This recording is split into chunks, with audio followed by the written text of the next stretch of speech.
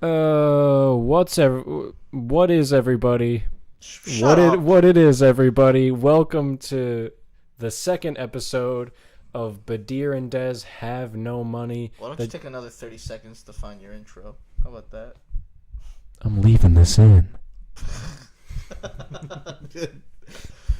What's up, everybody? Welcome to the second episode of Badir and Dez Have No Money, the cheapest podcast on the internet. I'm not Badir. And I'm not Dez. And this is a podcast where, if you watched the last one, you'd know that we play a little improv game where we spin a wheel. We get one big famous actor. Then we spin a second wheel and get one big famous genre.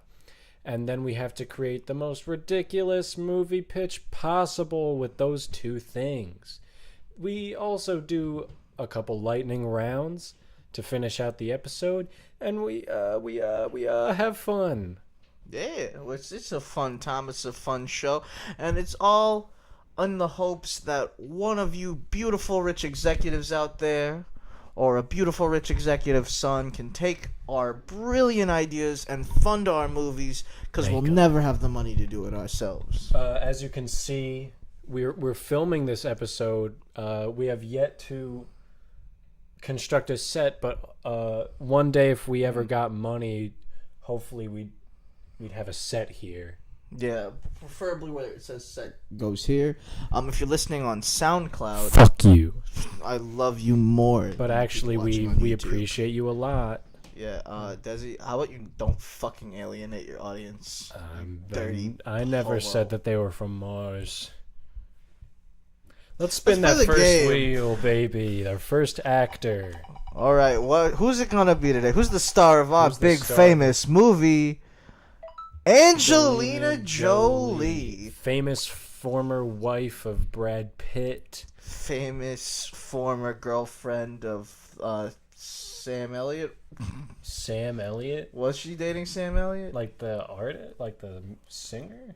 No, you're thinking of Sam Smith. No. I'm not. I know that I'm not.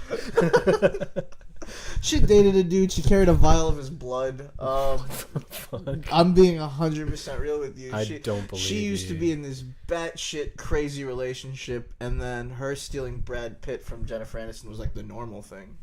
So, Okay. yeah. Well, famous actress from Mr. and Mrs. Smith. You know, the queen of 90s and early 2000s. Girl Interrupted, I think. Man, I don't know what you're talking about. Dude, like, what is a single Angelina Jolie movie besides Mr. and Mrs. Smith? Tomb Raider. And Salt. I remember Salt. I remember the trailers for Salt. She was in Wanted, right? She curved the bullet. Yeah, she, like, shot it around James McAvoy's head. Well, you know, it's really embarrassing to start a show and say you're gonna star Angelina Jolie in your movie, and you don't know what the fuck she does. But we know what she's about, and what she's about is adopting a lot of children. And having full lips. She has very full massive lips. Yes, she's a lovely woman, and she is definitely gonna bring attention to our movie. And that movie's genre, funny you should mention it, is gonna be... Oh boy. In a Wes Anderson movie. You know, Wes Anderson is one of the top modern directors of our time. I love him. Brilliantly, nice dollhouse style, as it were. Every frame and a piece of art. Every frame is a real piece of art. He loves his pastels. You know, every actor is told to speak in a way of almost disingenuousness. You know, it's all tongue-in-cheek and all fun and light. Even when it's super depressing, like Grand Budapest, you know? Grand Budapest is a delightful tragedy. And I think bringing Angelina Jolie to this world is going to be super weird. Yeah, and almost, like, not work, maybe. Yeah, I think we have our work cut out for us here, but... I think this is going to be a tough go at it. I don't think that she'd be, like, Wes Anderson's first pick. But I still think that they'd be able to pull this off somehow. And if we pull this off, imagine how much money it would rake in. So much just for namesake alone. Let's see if this baby gets funded. So, I think the first question has to be, is it a live-action Wes Anderson movie, or is it one of his claymation That is animations? a great question there. I think we have to really dig into what it's about. Like, what's the meat and potatoes of this thing? Yeah, You know? like who is she playing? I think is one of the most important questions, because if it's an animal, then I don't think it can be live action, because how would she do that? You'd fucking be surprised, my guy. Maybe I would. What I think Angelina Jolie's story is that she was part of a really strict gray orphanage when she was a kid, and grew up to be almost nun-like, but the orphanage had no like specific denomination of like religion. She just so happened to be very uptight. Yeah, a very uptight orphanage, very rigid, but she did have a free spirit in there somewhere. And when she was finally old enough to go into town, she met a local baker. And he's like, he would be eccentric if he emoted at all. Yeah, but he's very deadpan, and his confectionery sweets get him into like top festivities of the area. I feel like Wes Anderson is like low key very modern with his like beliefs. I feel like this guy has to make like special brownies, like pot bakery. More or less, like he wouldn't explicitly tell you that, Yeah. but I think everyone would definitely be more relaxed and upbeat. Like biting into his brownies like changed their mood. Like it's just his name, like the name of the bakery, like on the sign it says like fun brownies and stuff like that. Yeah. So that you're like, it's like tongue in cheek where you're like, I can't say for sure that it's a pot brownie, but like probably. The fun brownies of Horatio Guzman. That's Horatio Sands. Horatio Sands is the baker. Is playing the baker. We're really gonna play around with Wes's usual cast. Now I have another question. The gray orphanage that Angelina Jolie grew up in. Is it right next to like two other very colorful orphanages? That is exactly where it is. And like the front yard is like has like dead grass and like a bull's skull. Mm-hmm. And then like the other two have like beautiful gardens and they're like pink and like yellow. Roses a rose assortment. The kids are outside playing ball. Yeah. And Angelina Jolie sits, in her childhood orphanage. Also, she's like this. It's almost very vaguely a younger Angelina Jolie. It's not that much. Like, they're going to say it's, like, 17 before she can, like, go out into the world herself and stuff. But it's just Angelina Jolie. Yeah, they did not try to make her look young because she's ageless. Yeah, we just kind of, like, made her, like, seem shorter from the, like, camera angles. And she looks off and she sees the kids at play. And, you can only assume that she, like, envies it because she's not emoting. But, like, can't tell. But she's, like... You can assume that she actually wants to go outside. Yeah, just by the fact that she's like looking at it. Yeah, the fact that she's looking at it. You're like, oh, okay. And like one of the not nuns comes and slaps a ruler against the like window pane. Is one of like the nuns like a standard Wes Anderson get? Like God, what's her name? Three Billboards lady. She's in Wes Anderson movies? Frances McDormand? Frances McDormand, wasn't she? She was in Isle of Dogs for sure. But I don't know if she's a mainstay. Wasn't she in Moonrise Kingdom? You know what? She might have been. Frances McDormand would be a good nun for this. Frances McDormand is the nun. And she's an A-lister nowadays, and baby. The headmaster is like, of the orphanage is like Jeff Goldblum. Jeff Goldblum could be the headmaster for sure. Yeah, he has to be. It's those two. And Jeff Goldblum's in his office, and he's like, Cardamom, I see you looking out for at the other children. He's like touching his ear. Yeah, he's touching his ear. He's like rubbing the back of his ear. Yeah, he's like, but I understand that you might feel some jealousy towards them. And she's like, yes, headmaster. And he's like, you need to not do that shit. You need to stop. You need to stop being jealous because here, we set you up for the expectation that life is rough and not upbeat and not fun. And she says, yes, headmaster, thank you for not raising my expectations on life. Right. But one day she does go outside, and, it's not like they're completely locked in or whatever. She lies. She probably, like, lies about where she's going. She's probably like, oh, I'm going to the gas station to stand. To stand around. But instead she goes into the middle of town. Yeah. Or she's, like, going to the bakery to get, like, a plain bagel with nothing on it. Yes. Yeah, like something just so bland and But from gray. like the used bagel bin. Like they opened at 6 a.m. and had their freshest bagel. She's going at like 4:30. This is a stale bagel. Yeah, this is an old bagel. But she goes in and she's on her way. She goes into the middle of town and she sees all these beautiful colors. She sees the fountain and she sees everyone leaving this bakery smiling, and she has to go to Horatio's bakery. Right. And Horatio's in there and he's just having a good time, or at least you can assume it because he's not emoting. Yeah, he's packing boxes like very quickly full of like cannolis and brownies and stuff. And a vaguely European soundtrack is playing in the background. You can't tell if it's Italian or French, but it's definitely one or both. It could be Hungarian. Honestly, it's like from like Prague. It's so in between that you're really not gonna nail it.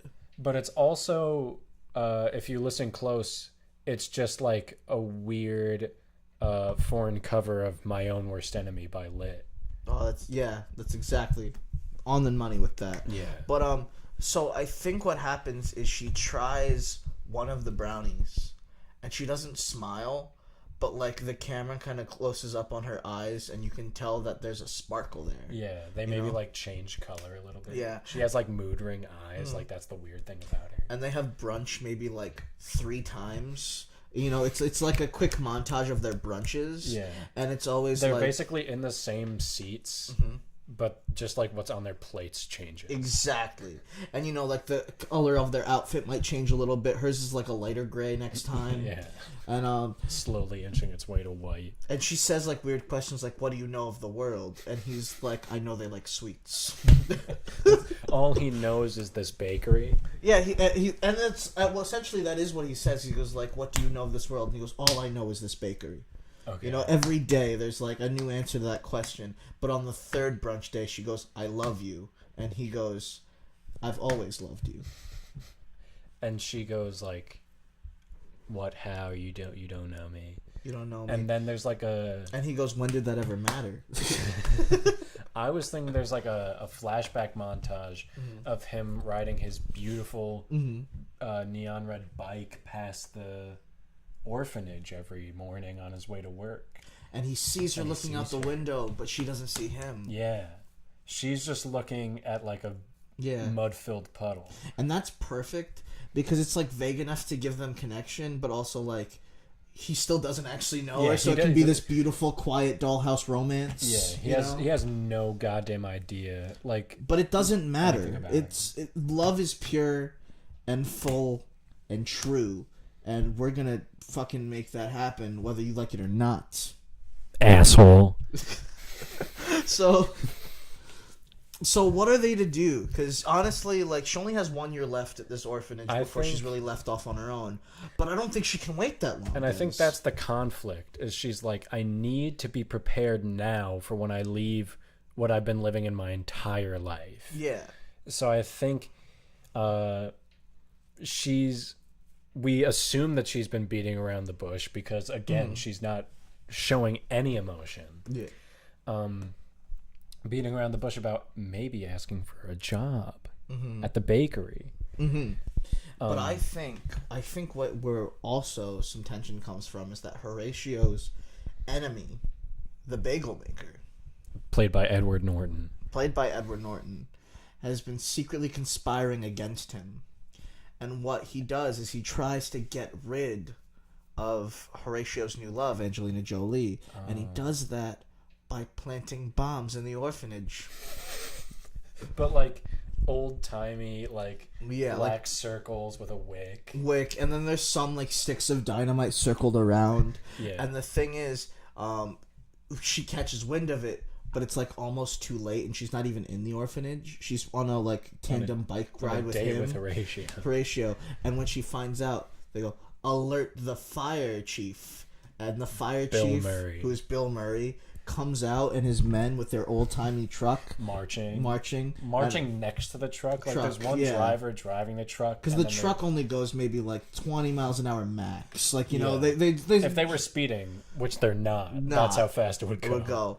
And by the time they get there, sirens are blaring. Jeff Goldblum alerted the children. Oh no, what are we gonna? We have to leave. No, everybody! Oh my god, Everybody got to get out. Your Jeff Goldblum impression slipped, but I understand because there's a lot of tension here. Yeah. So he's losing his voice. The orphanage just like kablooey, and it's like a stop motion air cloud of like, you know, a bomb, you know. But there's also like beautiful choral, like operatic music playing while this happens. And they all stand outside, and like a 4-year-old girl looks up and goes, "Shit."